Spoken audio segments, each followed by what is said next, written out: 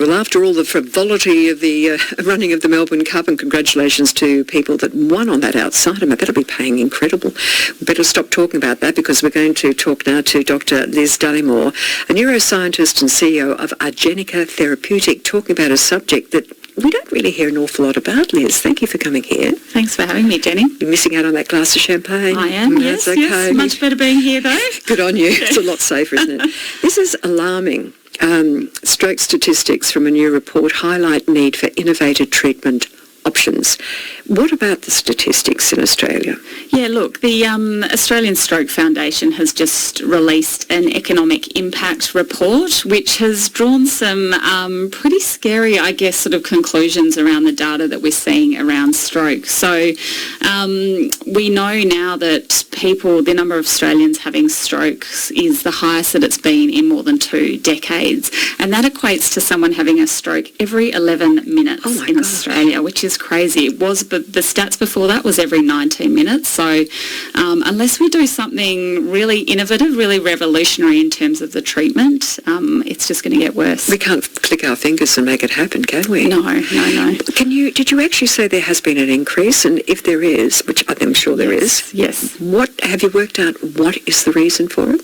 Yeah, look, they don't really know. So there's a lot of, I guess, risk factors associated with stroke. So obviously health and lifestyle can play a key role in that. So how people are sort of living their lives, are they being healthy, are they exercising, what's their diet like? So, and we know diets in regional areas where we know the stats are even more dire. So people are 17 times more likely in regional areas that diets can be problematic. Do you know, we've been educated or told that what we eat is who we are since we were put on this planet, I think, and yet we still don't take much notice. We do, a lot of us do, don't get me wrong, and we're more educated. And the body doesn't thrive unless we look after it. It's like maintenance. It's like care for anything. Yeah, absolutely. And I think, we now know that there's a link between sort of our gut health and obviously what's happening with our mental health and other neurological conditions. What is the connection with Argenica Therapeutic? Yeah, so Argenica Therapeutics is a clinical stage drug development company looking to develop a very innovative drug for treating patients that are having ischemic stroke presenting to hospitals. So ischemic stroke are the most prevalent types of stroke. Can you explain that? Yes, I can. So if we talk about, the numbers of someone having a stroke every 11 minutes, around 80% or just over 80% of those will be a stroke that's caused by a clot in a blood vessel in the brain. So these are what's termed ischemic strokes, and once that blood clot lodges in the blood vessel in the brain, it deprives the brain of oxygen, and that's why strokes come on so suddenly. We sort of see that, the hallmarks of the droopy face, the sort of paralysis that you see following a stroke. There's no early warning, is there? There's not really an early warning, and it's interesting in this job I've spoken to a lot of people that have survived a stroke and have asked them, essentially what were the warning signs, and it really comes on really quickly. So, and even look, it does impact healthy people, it impacts younger people. Goodness.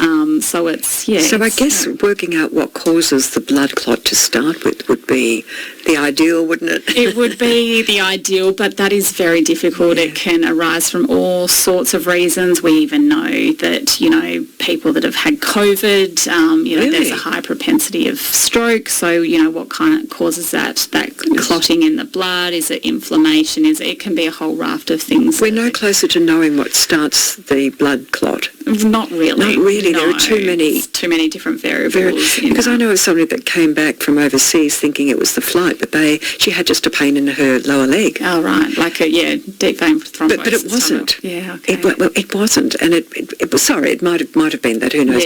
But it's gone through her body now.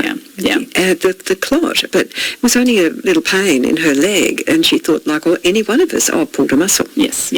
So I think, obviously, the healthier we are, the less likely we hopefully are to have a stroke, but there are other sort of factors. So really what we're doing at Argenica is looking at a drug that can protect the brain cells to buy the patient time to get the treatment. So there are treatments available for patients that have a blood clot in the brain, which is all around removing the blood clot, but there's actually nothing available that is able to protect the brain once the clot is in there. So once they're admitted to hospital, the clot is already there. The clot is there. The danger is certainly very prevalent at that moment. Absolutely, yeah. So we know that around 1.9 million brain cells die every minute that the clot stays in the brain. So the idea is to get that patient to hospital as soon as possible to work out a way to remove the clot, dissolve the clot.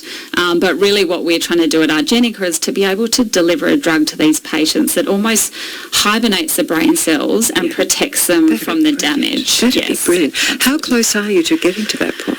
So we're currently dosing patients at the moment that have presented to emergency departments with ischemic stroke. So we have 10 emergency departments involved in the trial across Australia. So here in Perth we have Fiona Stanley and Sir Charles Gardner Hospital. So people that meet the inclusion criteria for the clinical trial will potentially be involved in the trial. Have you been going long enough to know any results? So it's actually blinded. So one of the key things we do, in clinical development, we don't know till the very end. So we don't want to bias the data. How do you find out?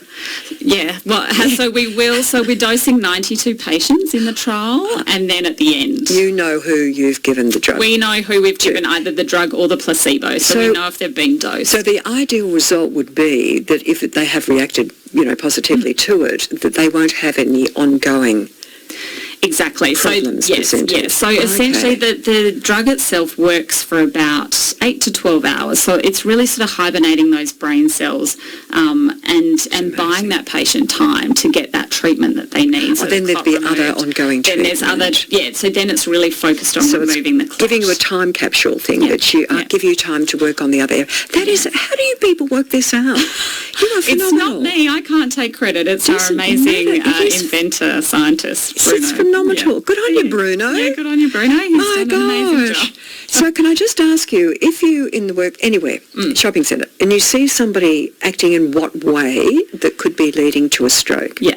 So I think, and it can present sort of slightly differently, and I think someone who is having a stroke will likely know that they're having a stroke. How do they feel? What do you? So there's a couple. I was speaking to someone the other day who is quite young. He's in his late 50s, who suffered a massive stroke in the workplace, and he.